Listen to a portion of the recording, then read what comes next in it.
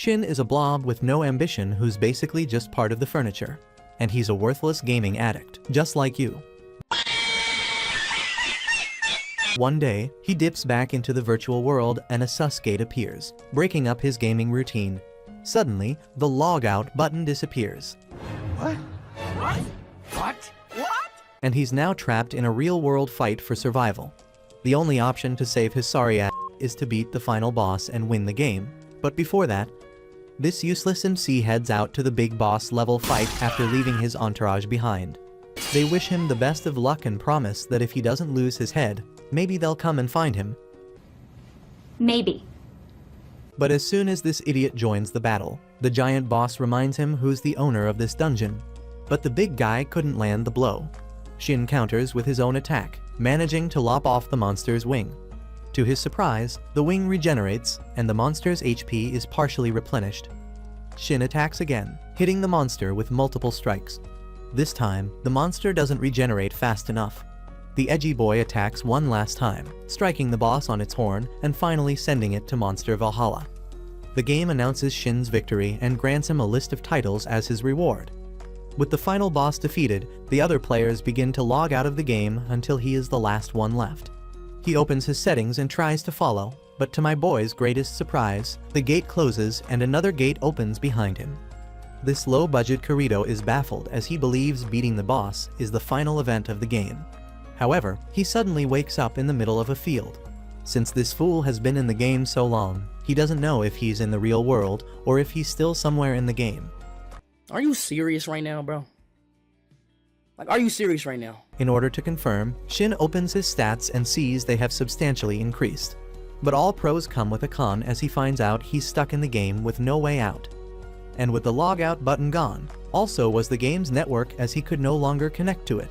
Shin starts pooping his edgelord pants.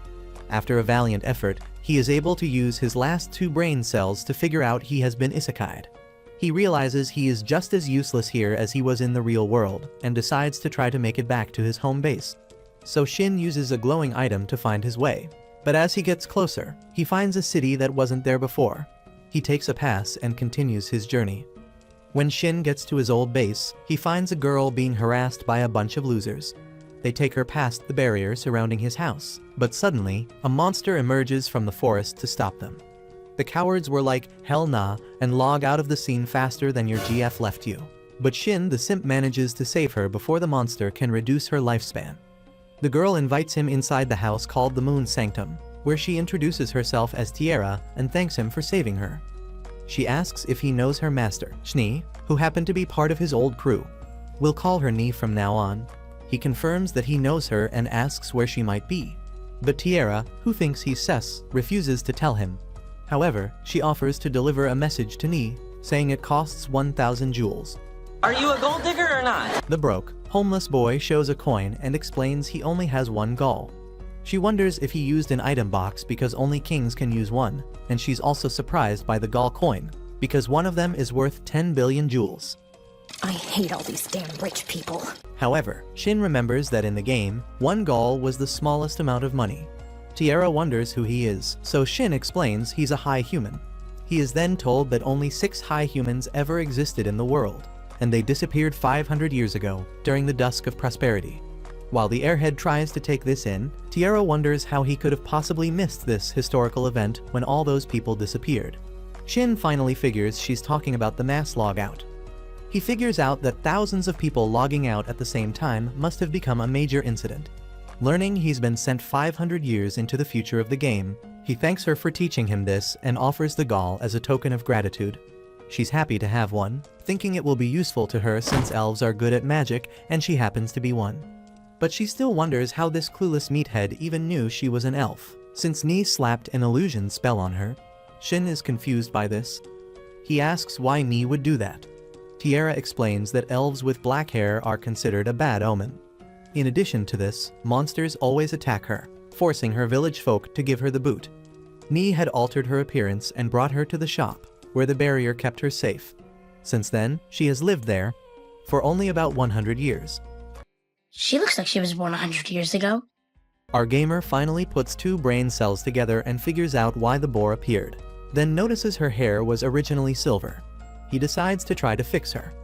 After analysis, he discovers she is cursed with a spell that pops up at random. He whips out his purification skill to remove the curse. Unfortunately, only part of her hair returns to its original color, which leaves him a bit disappointed. But the baddie doesn't care and is very grateful for his help. She is even happier when they successfully leave the barrier without being attacked by any monsters, crying tears of joy. They head back to the Moon Sanctuary and Tiara tells Shin that Ni will be gone for some time. While she is away, he decides to visit the city to explore the world. Tiara gives him a letter of recommendation to pass the checkpoint, insisting it is a token of her thanks. She promises to contact him when Ni returns, and he sets off. Arriving at the city, he meets a gate guard who explains that the letter is significant. It works in other kingdoms and can even secure an audience with the king. The guard then escorts him to the Adventurers Guild where he tries to register on the second floor. The receptionist there directs him to the first floor. The receptionist downstairs resembles the previous one and introduces herself as Silica, saying the other is her twin sister, Celica. Those twins weren't twins. While waiting for his adventurer card, Celica shows up with food and proceeds to watch him eat like he's a zoo exhibit. She asks to confirm the letter of recommendation, and Shin notices the guild master standing behind him. Surprise, motherfucker! Shin speaks with the guild master, who introduces himself as Barlux. He sets his own recommendation letter beside the protagonists, and the two react the same way, proving Shin's own is authentic. Barlux explains that these letters are valuable because they serve as trusted identification and grant access to important places. Many people try to steal them, and losing one can cause serious harm. He advises Shin to destroy it if he cannot safeguard it. Shin refuses, saying he will protect it because Tiara entrusted it to him. Barlux approves of his answer. He says they should get along, since they are both recognized by the sanctuary. The next day, Shin returns for an adventurer card that will let him undertake missions. Silica notices he is wearing different clothes, and he says his old outfit is too flashy for a beginner. She gives him the card and outlines the ranking system. 9 levels from G to SS, with rank increases earned by completing jobs. That means he can only take requests. Our boy accepts an herb collecting job. He says goodbye to Silica, who quietly states that he seems different from other adventurers. Well, it's probably because you don't get them. In the forest, he searches for hours without success. In the game, this is an easy beginner mission, so the difficulty surprises him. His radar suddenly detects an enemy. Investigating, he finds a skull-faced Jack with a level of 359 beside a wrecked carriage. He decides to engage despite the risk. The walking skeleton wields a rare light element sword, leading Shin to suspect it is a unique monster. His first attacks fail, and his sword is already damaged. With no other option, he activates his limit. The charged strike kills the monster instantly, but its sword is thrown far away, preventing the meathead from claiming it. The monster drops a gemstone, which he takes instead. Meanwhile, the sword lands inside the royal castle like FedEx overnight shipping. The guards are confused, but the second Princess Rion orders an appraisal and demands to know who threw it, figuring whoever did must be an absolute beast. In the city, the protagonist sees injured soldiers. A guard says their group of 12 was attacked by the skull-faced Jack, and only 4 survived. The broken carriage belonged to them. He also mentions the great sword that crashed into the castle, making the meathead feel guilty since he was responsible. Luckily, nobody is injured, so he denies any knowledge of it. Shin walks into the guild, where he sees a bunch of adventurers present. He asks Silica about them, and she tells him adventurers are gathering to hunt the skull-faced monster. The dumbass states he already killed it and shows the gemstone. Silica is so shocked, she gets in his face, shouting at him in doubt. He points out she is standing too close, so she pulls back. Els arrives, and Silica explains what Shin just told her. He admits the monster dropped no notable gear. Els finds this unusual, as even rank B gear is valuable. She asks Silica to check the gemstone for the monster's mana. The MC asks about skull-faced Jack appearances. Els says they form in high mana areas with lingering death energy. But this forest has low mana, so one this strong should not exist. Shin concludes that the one he fought is an exception and mentions it was a level 359, which surprises both women. They decide to confirm his claims by appraising the gem. Els says if his account is true, his ability exceeds that of a rank a party. He then asks her to keep it secret. Later, the protagonist goes to a restaurant for dinner. The waitress, Celica, says someone will share his table. A man with a spear venom, who is dressed like the lead singer of a goth boy band, walks in, drawing a lot of attention from the crowd in the inn. He walks over to Shin and sits down, introducing himself as Wilhelm. He assumes the wimpy nerd in front of him is an inexperienced noob, but upon further inspection, he notices the nerd is above average. As they start to talk, Shin says he has been in the city for only 3 days and comes from the countryside. Wilhelm explains that his nickname, the Vampire, comes from his spear-draining life, not his pale skin. We know, but he is white. Regardless, he is impressed by Shin's confidence, since everybody else seems to be scared of him. However, the dumb nerd is too oblivious to notice this, so he shares a meal with Wilhelm. I can't help myself. I like good food, okay? Afterwards, the MC visits the library to research the sunset of Prosperity 500 years ago, but finds little info. He finds out the beings living in the world haven't changed much since then. Elsewhere, Barlux discusses the skull-faced Jack with a small council. They are shocked that whoever defeated it left behind its armor and took only the gem. Barlux is worried because the monster's level was way too high. But one of the councilmen, Aldi, is more interested in whoever defeated such a powerful monster. The guild master refuses to reveal Shin's identity, asking why Aldi is so interested. Aldi then casually reveals the sword that flew into the castle was a legendary grade weapon. Everyone agrees the owner is a big deal. In the city square, Shin notices a young girl watching him. He offers her food and learns she is Millie, a tiger type. Wilhelm says she is an orphan who often leaves the church. As Shin leaves, Millie whispers a request to him. That night, he recalls Millie asking him to rescue a fox in the forest. He decides to go and first stops at the Moon Sanctuary. He asks Tiara to show Ni his sword, which can only be used by them or someone they authorize. Tiara recognizes it as an ancient weapon and is unsettled because she is afraid it would consume her. Shin assumes this is due to its materials and explains the legendary monsters used to forge it. He hands Tiara magical letters that can reach him anywhere by writing his name and saying send. He remembers how he had tried to send one to Ni the previous night but failed. He decides to test it again by sending it to Tiara. This time, it works perfectly. He realizes it failed previously because he has not met Ni in this world. Tiara requests more letters to study, and he agrees. In the forest, Shin finds a shrine with a poisoned and cursed fox. He heals it, triggering an undead army to spawn. He defeats them with his spear. But 2 statues break open, releasing unknown demons at level 674. They attack, forcing him to evade and use shadow binding. The demons produce a mist that blocks vision. The fox leads him to a magic circle where the mist cannot enter, allowing him to fight back. Using his binding bow, he destroys both demons. When the mist fades, the fox jumps into his arms. Turns out the fox is an elemental, one of the strongest monsters in the game, though this one is apparently a baby version. Asking if it wants to join him, the fox hops onto his head in response. The nerd realizes, once again, that this world differs from the game he remembers. Ni receives a letter from Tiara and is surprised she possesses such a rare magical item. She is even more curious when the letter mentions Tiara's new master, meaning some random gamer boy is now in charge of her life. Back at home, Shin chooses to keep the elemental hidden from the guild. In order to do this, he proposes a contract with the fox, called Taming, which will mask the creature's species and level, thereby allowing them to stay together. The fox agrees to this contract. They both glow like a cheap romance anime scene, and he names her Yuzuha. She's chill with it. Just then, a message from Tiara arrives, saying she has spoken with Ni and told her about him. The Goon Lord is pleased that his potential waifu is back on his roster, and he heads back to the guild. As soon as he arrives, somehow, the nerd is too dumb to figure out these baddie twins both want a taste of his special sauce. Ever wonder what makes special sauce so special? He goes ahead and reports the undead army he fought in the forest.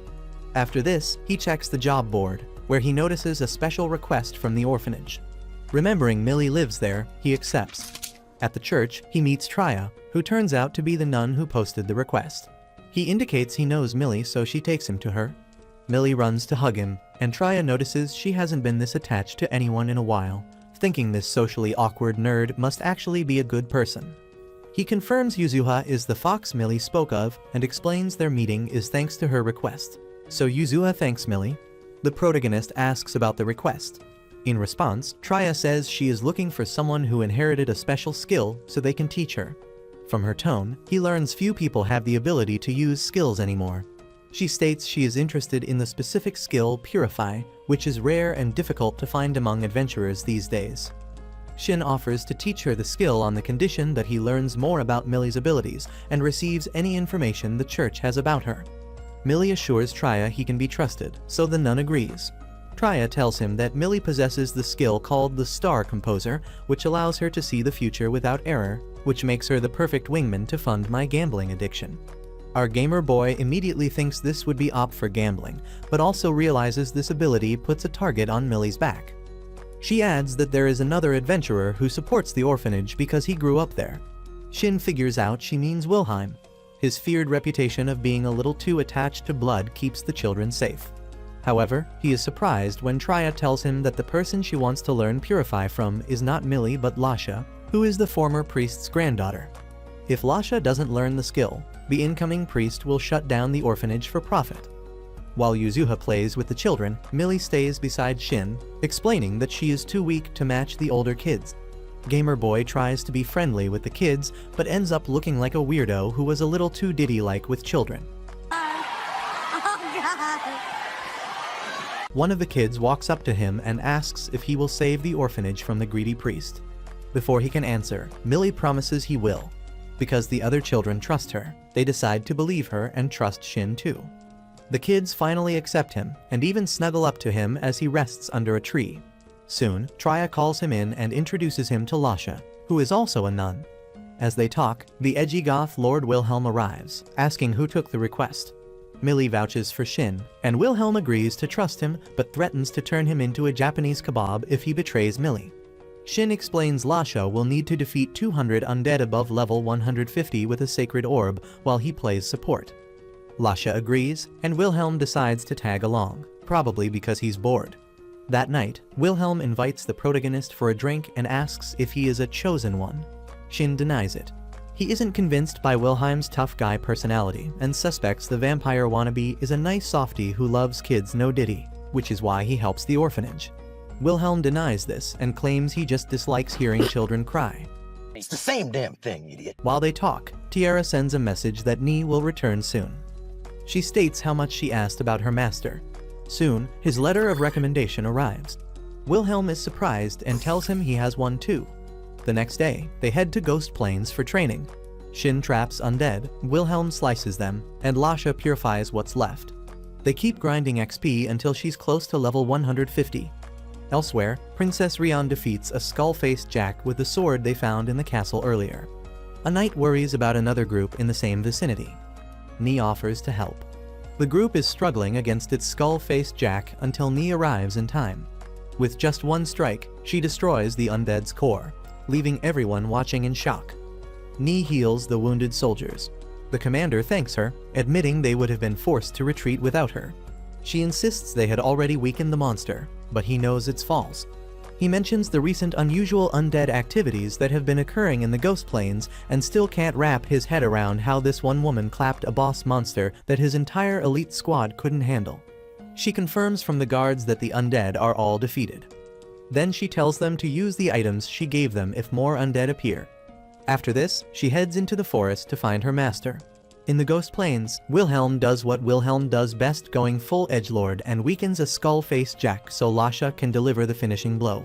Suddenly, she gets surrounded by a golden light like she just unlocked the DLC. She panics, but Shin assures her this is the usual reaction to learning a skill. Regardless, knowledge of purification floods her mind. She admits she can now protect the children and the orphanage. Shin suggests they rest, but Yuzuha senses something strange. Then Shin spots a black-purple cloud forming in the sky. Wilhelm explains it is energy from the undead they just killed turning into a dark aura and collecting in the air.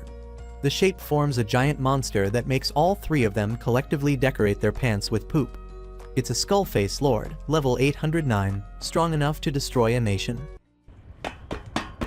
Lasha hangs on to the hope that the barrier they formed can keep them safe, but the lord puts an end to the nonsense by smashing the barrier in one attack.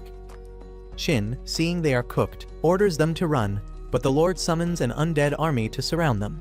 Wilhelm suggests busting through, but Shin goes full anime protagonist and powers up, choosing aura farming instead of escaping with his life. Wilhelm watches him charge up and realizes the nerd is more powerful than he looks. He asks Shin who he is, but the aura farming merchant smiles and orders them back to the city.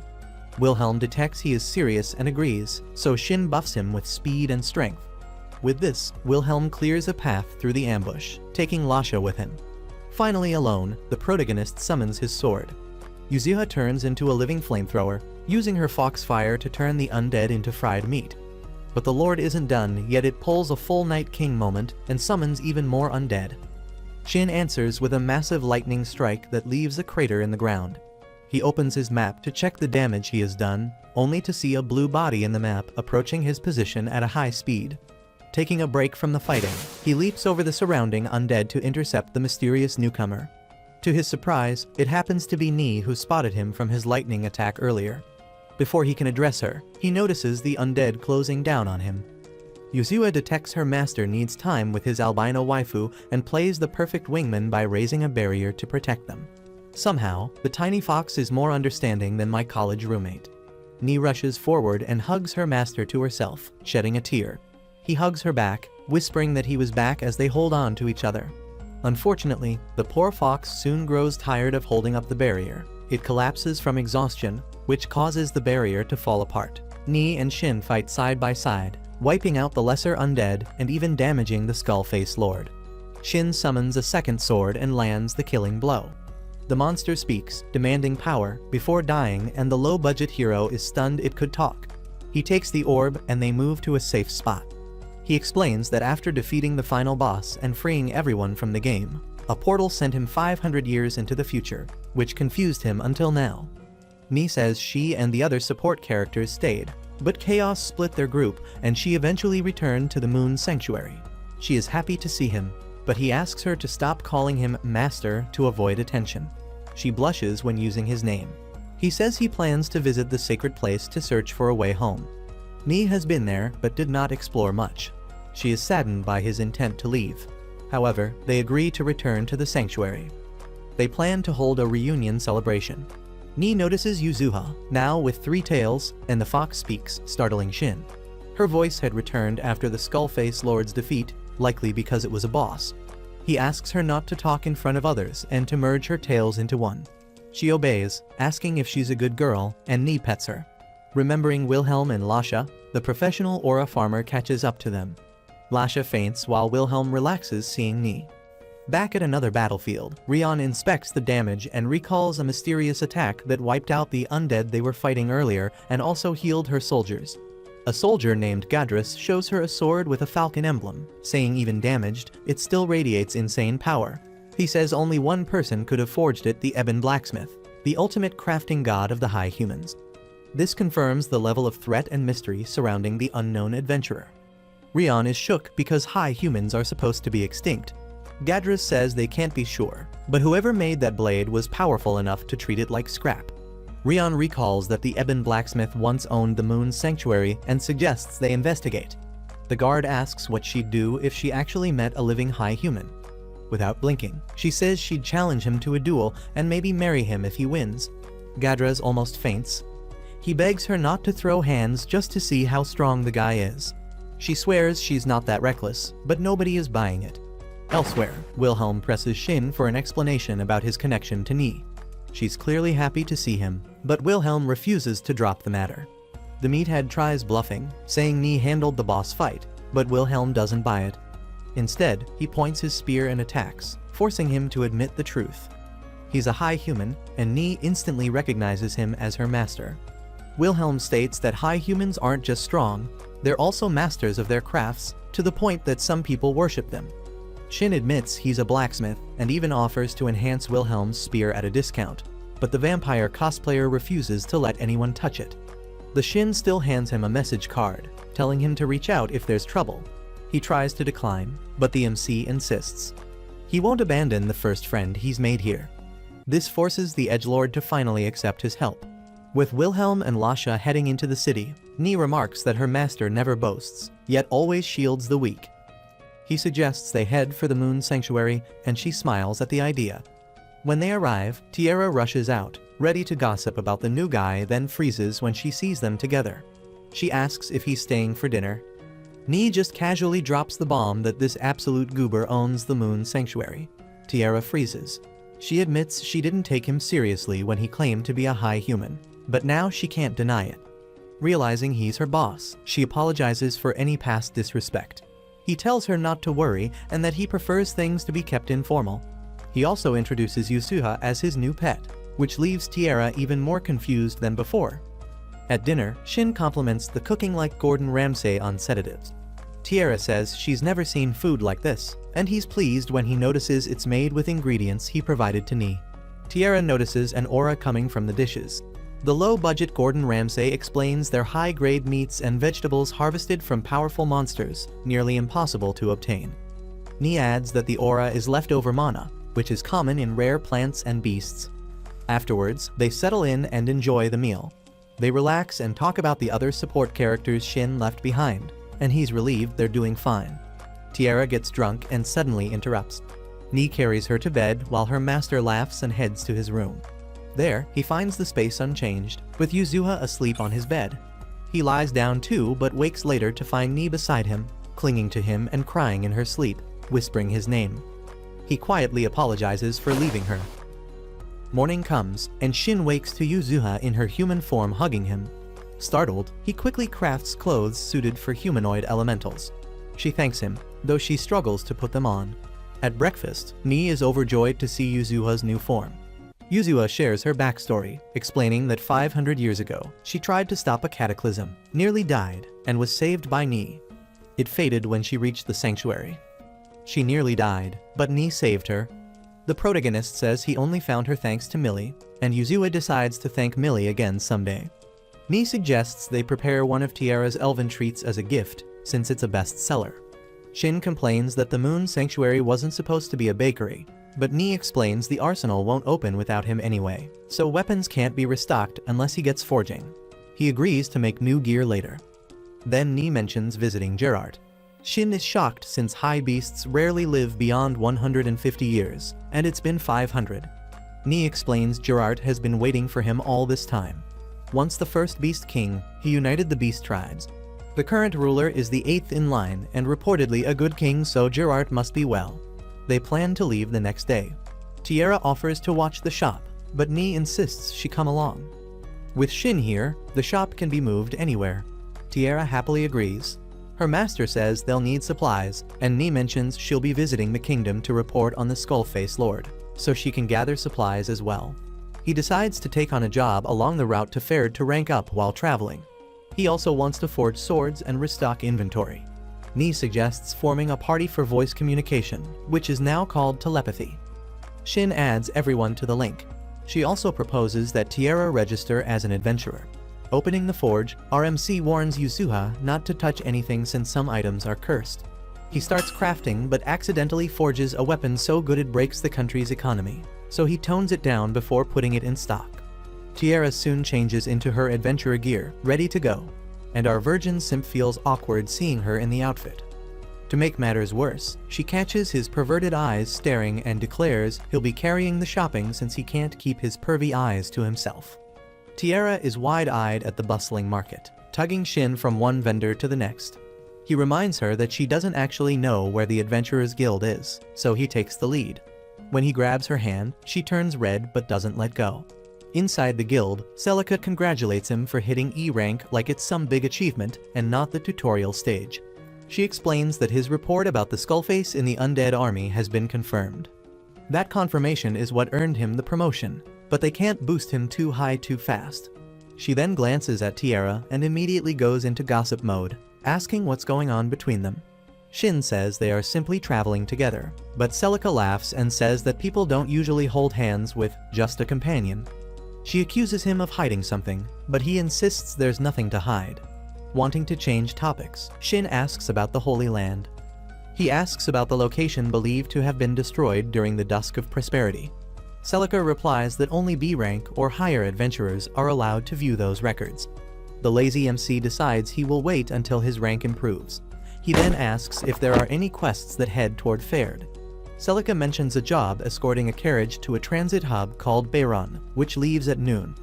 After leaving the guild, Tiara suggests they spend extra time exploring. So Shin proposes stopping by the church, which makes her eyes light up. They stroll through the streets, window shopping like broke adventurers before reaching the church. Shin greets Lasha, and Tiara does her polite intro. Lasha is surprised to hear that Tiara is from the Moon Sanctuary and immediately asks how she became Shin's disciple. Her enthusiasm makes it obvious she deeply admires her master. Her hero worship vibes so strong it's almost embarrassing. Inside the building, Millie hugs both Yuzua and Shin. Lasha shares the news that she has been chosen as the next priest of the temple. Tiara thanks the protagonist for his help, and he asks after Wilhelm. Lasha explains that the Edgelord has gone to speak with a priest who had nearly taken over the church, hoping to learn the man's intentions. Shin agrees it's a reasonable move. He then gives Lasha a bracelet and Millie a necklace, both warmly received. After parting ways, they collect Tiara's guild card from Celica. The game slave then decides it's time to bring the Moon Sanctuary with them. Tiara admits the idea of carrying a house feels strange, but Shin finds it completely natural. In a secluded alley, he produces a crystal bound to a location through a teleportation spell. It's meant for single use, but Tiara is amazed to learn that teleportation is considered a lost magic. Shin tells her he can make more. He reminds her that he is a high human. They activate the crystal, and Tiara can barely contain her amazement at the instant travel. They arrive at the Moon Sanctuary, and RMC stores the entire building into the necklace he wears, telling her this is its portable form. She is still marveling at the magic when he starts toward their next destination. At the carriage, an adventurer named Gayan, who looks like an oversized crocodile and undersized dragon, greets them. They introduce themselves and are interrupted by Gayan's companion Sabaki, who accepted the same quest. The dwarf merchant Nak tells them he is relying on their protection until they reach Bayron, and the journey begins. Elsewhere, in the royal castle, the king meets with his advisors. They inform him that somehow the Moon Sanctuary has disappeared. Knowing it was built before the dusk of prosperity using lost technology, the king suspects a greater matter. The princess asks about Ni, and her advisors tell her their reports predict she will reach the capital within the day. The princess urges patience, pointing out they do not yet have enough information, and that Rion has not yet returned. Reluctantly, the king agrees. Back in the carriage, Shin suggests everyone share their skills like they're making a D&D party sheet. Gayan says he's in a rank samurai with 0 magic skills, basically a sword jock. Sabaki says she's a B-rank brawler with speed buffs. Tiara humbly introduces herself as a newbie adventurer, swordbow hybrid, and discount healer. Shin claims samurai status and says he can throw out some fire and lightning magic on the side. He introduces Yuzua like a proud Pokemon trainer. Gayan is impressed that a samurai can use magic, while Sabaki is shocked Shin isn't from Hodo. In her kingdom, warriors become knights or berserkers, so samurai are seen as edgy weirdos. Shin defends the path, but Sabaki counters that it requires mastering both knight and berserker training before advancing. Gayan explains that Hanamoto, once an isolated island, is home to numerous samurai guilds that later united into a nation. He lists their names, and the protagonist is surprised they are the same as those from 5 centuries ago. The carriage halts abruptly as a gang of discount bandits blocks the road. Shin orders Yuzua to guard Nak. Both of them retreat into the carriage. Tiara stiffens since she has never slaughtered before. The bandits mock the group and demand they hand over Sabaki. At their crude taunts, Shin's expression hardens, his killing intent washing over the road, making Tiara uneasy. She quietly urges him not to lose control. Assessing the enemy, Gayan notices most are low rank and suspects an informant. An arrow suddenly drops a hidden bandit, and the rest rush in to fight. Sabaki, boosted by magic, drops one with a single blow. Gayan cleaves through another's weapon. The badass MC cuts down 2 at once. The bandit leader quickly realizes they are not ordinary E-rank fighters. Shin breaks the man's sword and glares at him until the leader freezes in place. When he demands the name of the informant, Tiara steps in, lightly gripping his arm. It should have been me, not him! It's not fair! Sabaki blinks in confusion at the sudden change in the human's mood. Shin himself wonders why she stepped in, until Tiara blushes, realizing she did it on instinct just like Ni used to when Tiara was younger. The group resumes their journey. However, Gayan suspects the bandits had targeted them because of the wagon's connection to the church. Shin wonders what their real objective had been. Fortunately, they reach Bayron without further incident. Before reporting to the guild, they receive their completion certificates from Nak. When he asks about Gayan and Sabaki's plans, they say they are heading to Kilmont and hope to cross paths with him again. Since Farned is still far, Shin proposes buying their own carriage. While inspecting options, Shin finds most of the options generic and starts mentally modding them like he's playing Car Mechanic Simulator, which immediately stresses Tierra out because this man can turn anything into a weaponized death machine. They eventually settle on one, and the seller asks if they have horses, warning they might need more than one. Shin keeps the idea of using Yuzuha as a backup in mind. Soon after, Mi calls to say she has finished her work in the kingdom and will bring a monster to pull the carriage, arriving the next day. She also mentions that everyone freaked out when the Moon Sanctuary teleported away, but considers it a relief after repeated recruitment offers. That evening, they stay at an expensive inn to relax. Yuzua enjoys the downtime, and they have dinner together.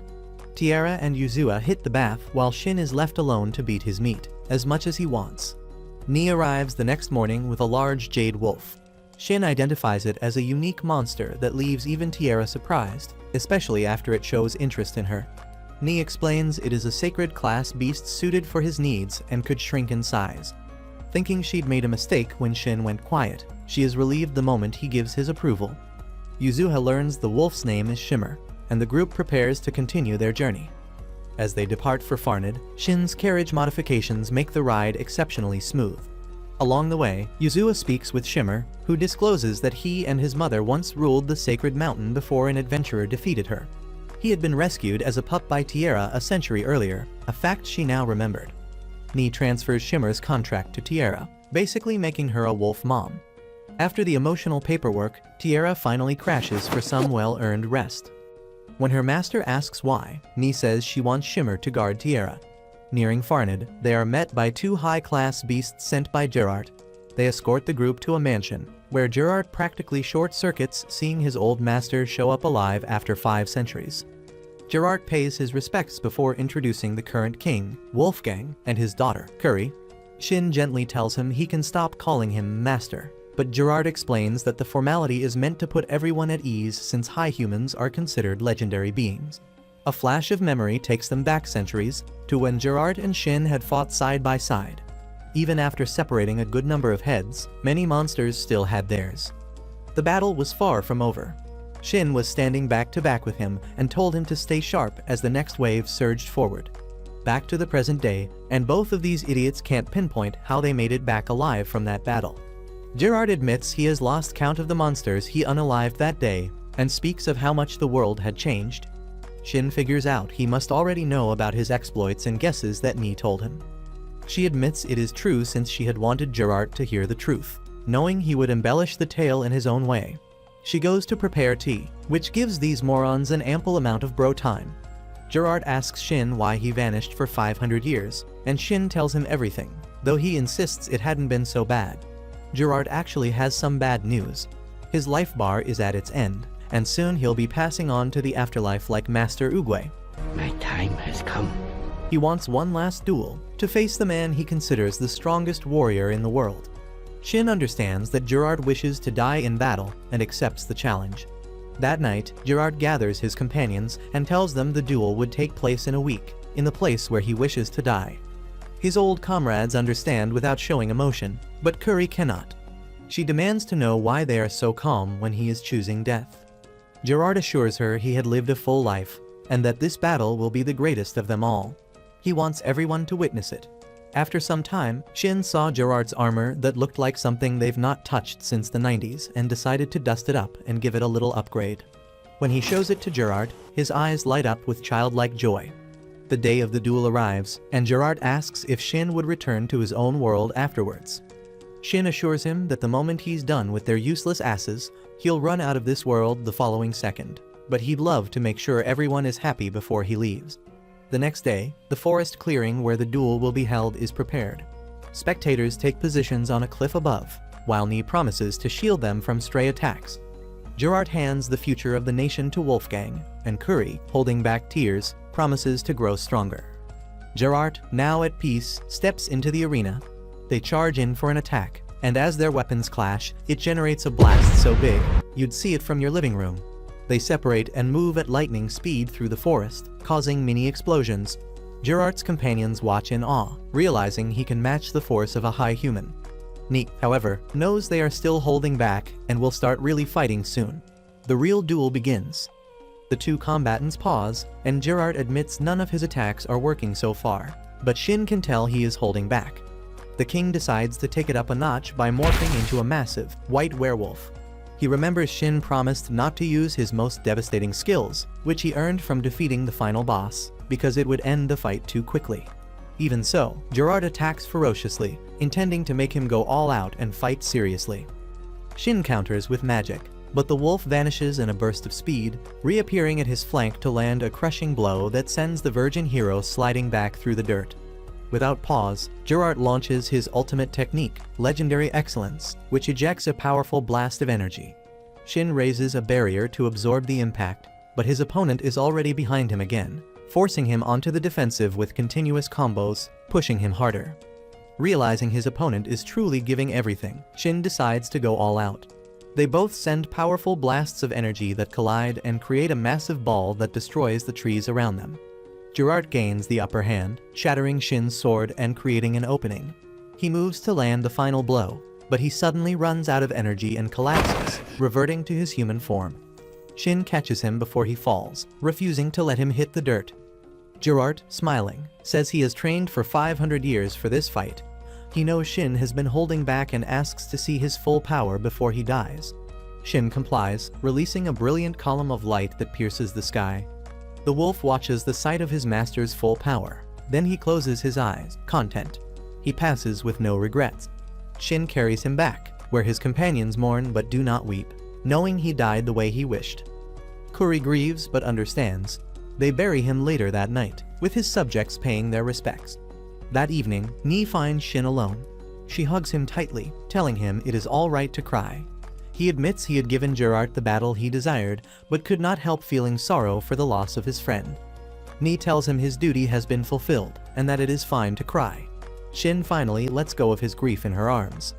The next day, the group heads into the city. Shin wonders why his companions are dressed like fan service furries, and Nee explains that elves stand out too much, so they are trying to blend in. She asks the game addict what he thinks, and he tells her she looks good, which makes Tiara blush, surprised to see her master acting so casually. They are there to see Schwade, one of Shin's other companions, who also attended Gerard's funeral. They arrive at the quarters where all the representatives are staying. Shin wonders if Schwade has also become a king like Gerard, and Nee mentions that he was the first emperor of the Dragon Empire, but has since retired. They are escorted to a room, and Schwade is brought in. He instantly bows to Shin, swearing to serve him once more, but Shin tells him to relax. Nee explains that things are different now. They share some tea and catch up. Schwade asks what he plans to do next. Shin explains that he intends to head to the Sacred Palace to conduct further research. Schwade requests to join him, but only after returning to his own country first. They agree to stay in touch through telepathy. As Shin leaves, he returns Schwade's old weapon. The retired king is amazed to see it after so long and notices that it has grown even stronger. Shin explains he boosted it while repairing Gerard's gear. The retired king is astounded at Shin's rapid growth, and Tiara cannot believe it either. Next, they visit the Adventurers Guild. Shin decides to level up his adventurer rank and accepts a goblin-slaying mission. Tiara asks to accompany him, and they head into the forest. They easily defeat one goblin each, and when Shin turns in the quest, the guild clerk hands him a message from Guildmaster Barlux. The note summons him to the palace at once. Tiara wonders why the palace needs him, and remembers the incident with the skull-faced sword, which causes her to panic. Shin visits Wolfgang before departing and gives him Gerard's gauntlets. Wolfgang points out how badly they were damaged in the fight, but Shin explains that since he originally crafted them, repairing them is no problem. Wolfgang tries them on and is amazed at their power. Shin tells him it is now up to him to pass them on. After farewells, Humble Boy prepares to teleport, knowing that taking the wagon would be far too slow. They return to the location of the Old Moon Sanctuary, and the wimp senses that they are being watched. Nee speculates that the kingdom hopes the Moon Sanctuary might reappear, but also worries that it might vanish again. Shin meets with Barlux at the guild, where a mage named Erod assists in appraising gems. The questioning soon turns serious. Shin wonders why the palace has summoned him when Erod suddenly asks if he knows about the sword that flew into the palace and crashed into the princess's room. Shin is shocked. Arad explains that the sword is comparable to a royal treasure and notes the gem the blockhead left behind from the skull-faced incident. The mana from the gem matches the swords, confirming Shin's involvement. Barlux reassures him that he is not in trouble thanks to the sanctuary letter. He adds that it was the second princess, Rian, who summoned him at night. Night? Why at night? Shin explains the situation to the others. Ni speculates that the kingdom might be trying to recruit him or even marry him off to a noble, prompting Shin to suggest pretending he is engaged to either her or to Tiara.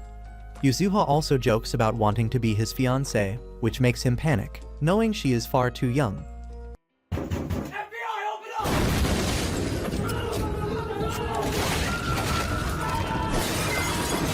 The following day, the game nerd visits the castle. He is escorted by Godas, who is now level 188.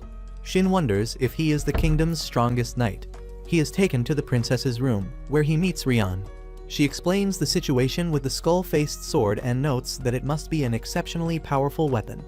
Shin casually mentions that he even broke his own weapon while fighting it. Rian observes him carefully, weighing his words against her own intuition skill. She comments that some adventurers who distinguish themselves are summoned by the palace, though others have been assassinated during such summons. She explains that the meathead is safe, relying on her intuition skill and the recommendation from the Moon Sanctuary, which she trusts not to send an assassin. Finally, she gets to the point. The simping wimp braces himself, expecting a proposal, but Rian simply asks to fight him. The guard protests, reminding Rian that she is a princess and shouldn't ask Shin to fight her. She explains that she must do this to confirm his abilities. Leading him to the teleportation room, they are instantly transported to the training ground, a field built for battles between the Chosen Ones. She explains that no one knows who set the teleportation points, only that they have existed for hundreds of years. Shin remarks it makes sense. Given that teleportation is considered a lost magic, he isn't surprised. Rian instructs him to grab a weapon. He chooses a sword, but she wields a massive two-handed weapon with one hand. The duel begins. Their weapons clash, and Rian suddenly tries to kick her opponent, who dodges it easily. He figures out she is a skilled fighter and adjusts his stats to match her level. He charges, trying to overpower her, confident in his physical strength. She tells him to rely on his skills. He prepares to use one of his abilities, only for her to copy it instantly. The guard states that they are evenly matched. The MC strikes, but Rian counters with a devastating move that shatters the ground. He is impressed at her power, acknowledging that he would have died if the blow had landed. She, in turn, recognizes he is strong too. Shin suggests ending the fight, noting her sword is reaching its limit. The guard agrees that she has achieved her goal, so Rian calls a halt to the duel. She asks Shin to join her, saying the kingdom needs him, but he politely refuses, preferring the life of an adventurer, and she respects his choice. Curious about the skull-faced sword, the MC asks why she has it. She explains that it crashed into her room and describes the custom where a man offers his sword as a marriage proposal, which confuses him. She sees it as a gift, but the protagonist clarifies that it arrived by accident and was never meant as a proposal. The guard warns him that some may use the incident as an excuse to arrest him and force him to serve the kingdom. Rian suggests treating it as tribute to prevent further trouble and offers to pay for it. But Shin declines the money, requesting access to the magical library instead. She agrees, and they return to the teleportation room. They find the guards unconscious and spot the priest, Gerald, under someone's control. The guard tries to intervene, but Rian and Shin vanish, reappearing in the ruins of a city. Rian identifies it as a holy land and wonders why Gerald lost his mind. They attempt to return to the palace, but she cannot use telepathy without a party. Shin contacts Ni, explaining that someone is controlling Gerald. Ni acknowledges that mind control magic is taboo. This confirms they are dealing with a powerful troublemaker. Shin decides against using teleportation magic to avoid drawing attention.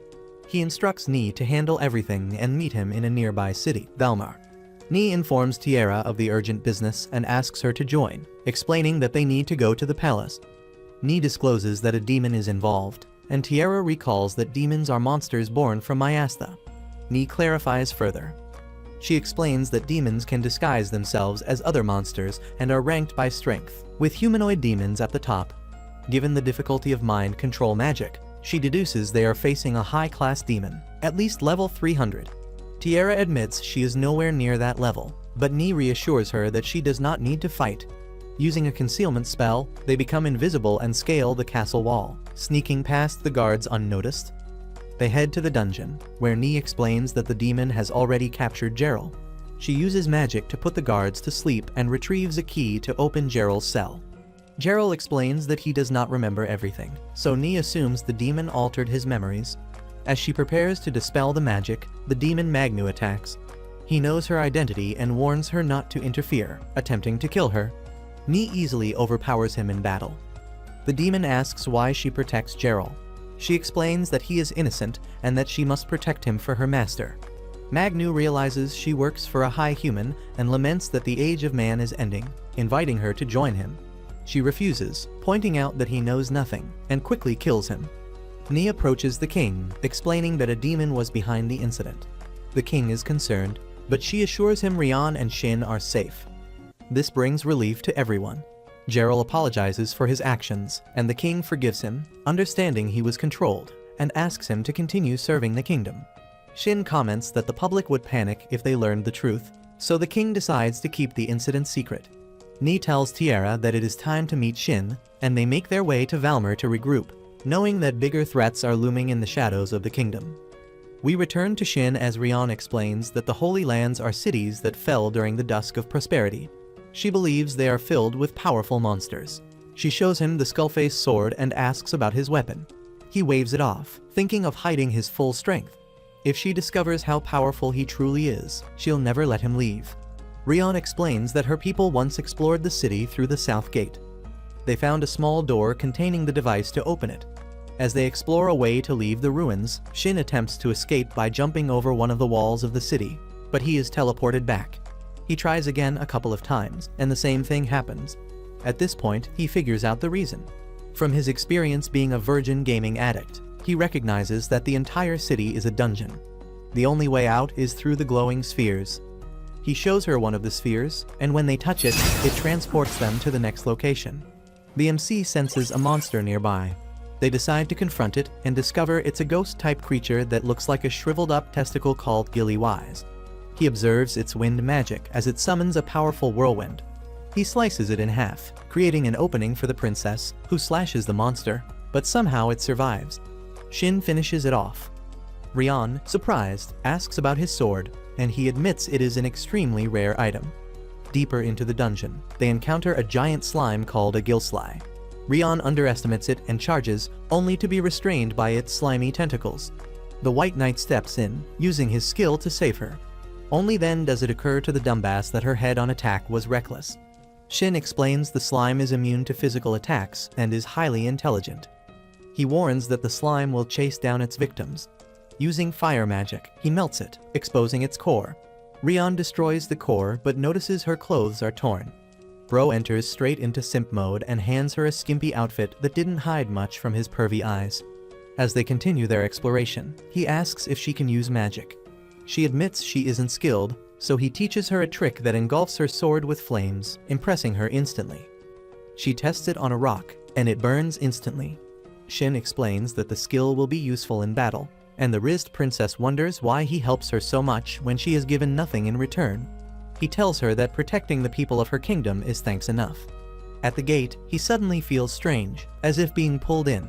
They see an enormous egg blocking the path. Rian states that monsters rarely spawn from eggs, so this is different. An ice griffin comes out, ready to attack, and it can freeze anything with its breath. Shin leaps away with Rian, formulating a plan. He will distract the griffin while she strikes from behind. He throws knives, causing the griffin to scream in pain.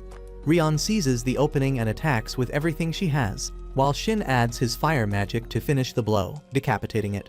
They think the fight is over, but the griffin regenerates instantly. The dumbass figures out it was created with magic. The only way to defeat it is by disabling the spell. He instructs Rian to find the device to open the gate while he keeps the griffin busy. Shin removes his restrictions, knowing they cannot survive unless he goes all out. He slices off the griffin's head again, but it regenerates. He tests his full power, attacking relentlessly. Meanwhile, Rian finds the device, stopping the griffin's regeneration.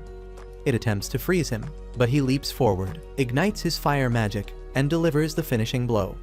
The griffin explodes, leaving nothing behind. Shin wonders what just happened, and Rion asks. He explains that this is how he was able to defeat it. They escape the dungeon and set out for Valmer to meet his companions that evening. The MC sets up camp and tells Rion to rest while he keeps watch, taking on the role of a guardian. She notices he has everything they need, and when she asks why, he explains that he's used to traveling. Suddenly, she tries to seduce him, but the virgin nerd rebuffs her. She asks if he finds her attractive. At this point, the blockhead realizes she is serious.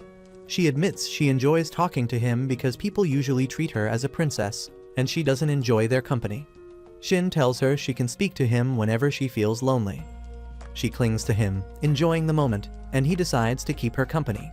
But the next morning, Shin wakes to a sense of dread. In the distance, he sees an army of monsters marching toward Valmer. Rion mentions that the phenomenon is called the Flood.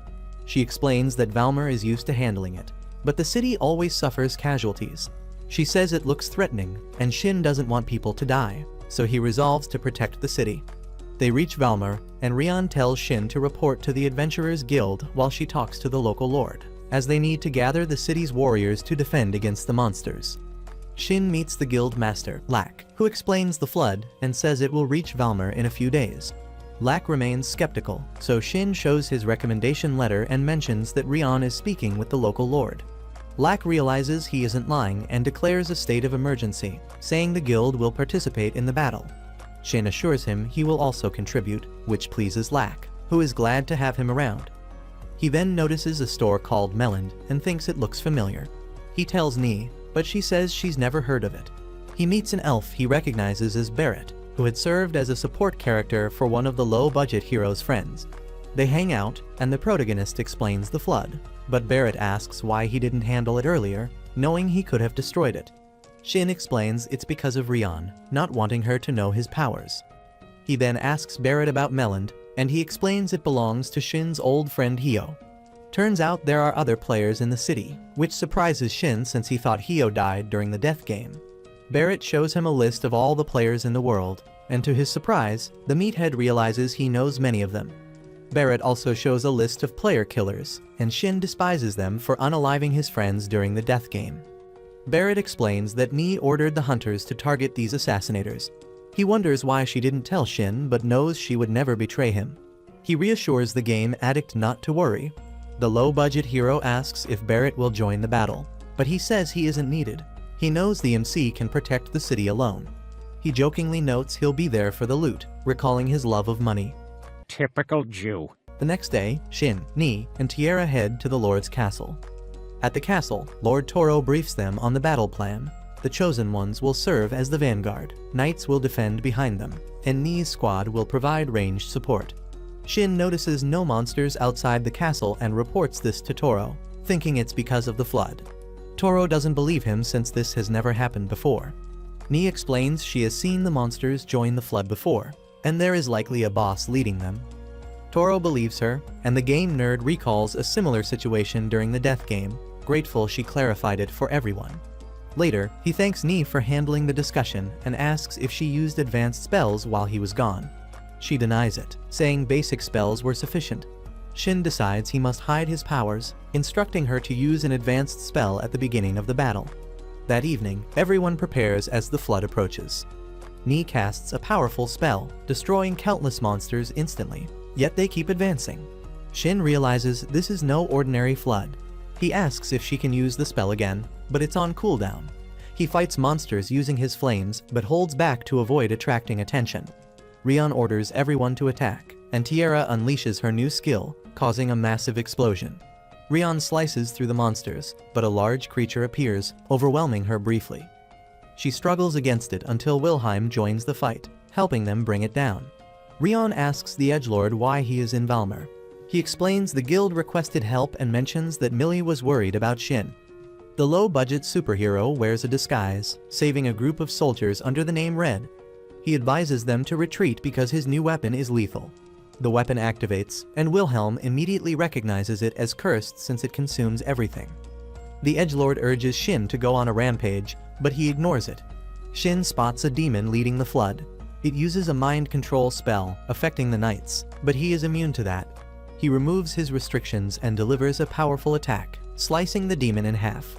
Ni helps the knights recover, and they win the battle without casualties.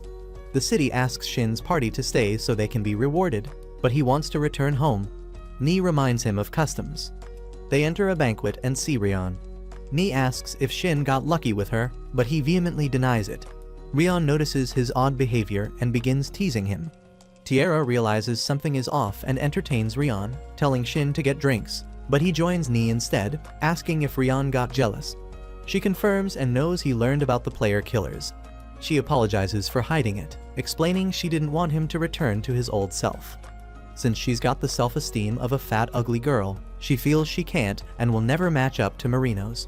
He's glad to have found her after returning to the world and forgives her for not disclosing the player killers, telling her she needn't hide secrets. She asks if he still loves Marino, and he confirms it. She suddenly kisses him, refusing to give up on him because she loves him. Knowing he will eventually return to his world, they return to the banquet and enjoy the night together. Shin states the world still holds mysteries. He worries about the player killers, fearing he might be their next target. Knowing there are still other players in the game, he resolves to find them. He says he'll continue searching for answers with his friends by his side. And that's where this story ends, for now. Thanks for making it to the end. You are a real one. To confuse the fake fans, drop Teleportation Station in the comments. Like, subscribe, and check out one of our other videos. Stay awesome, stay Anageek.